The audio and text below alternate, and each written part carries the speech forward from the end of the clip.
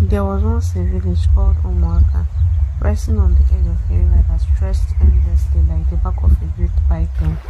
The river was wide, dark and restless, its water never still, always churning as if it held secrets too heavy to remain silent. It had no name, for the people of Omoaka feared it too much to give it one. To call it by a name would mean unease, and no human could ever own that river. The elders warned every child never to go near the river after sunset. They told stories of voices rising from its depths, of shadows moving under its surface, and of fishermen who entered its water and never returned. For generations, the people of Umaka lived with the river as both friend and enemy. It gave them rain when the sky grew dry. It fed the earth with rich soil for yam and cassava. Yet, it demanded something in return. Every few years, someone would vanish near its bank. A herdsman chasing a stray goat, a woman fetching water, a careless child following a butterfly too far. The villagers believed the river had a hunger of its own, a hunger that could not be tamed, so they built shrine at its edge, where sacrifices of palm oil, kola nuts, and sometimes goats were made. Despite all this, hunger still lived among them. When the sun grew angry and refused to let the clouds fall, their yam barns emptied quickly.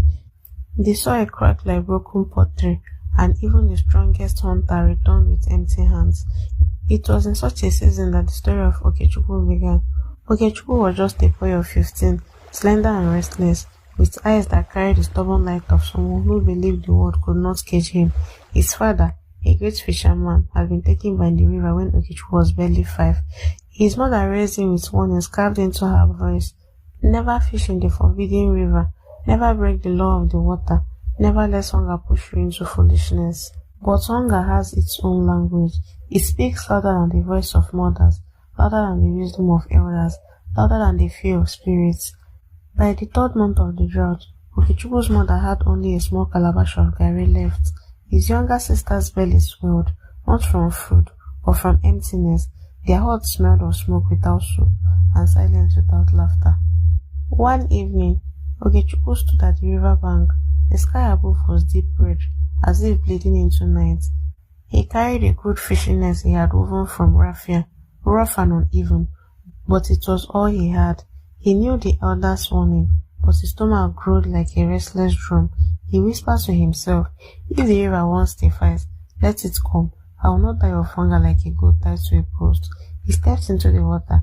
It was colder than he imagined. He cast his net once, twice, thrice, and each time it came back empty. But on the 4th throw, the net grew heavy.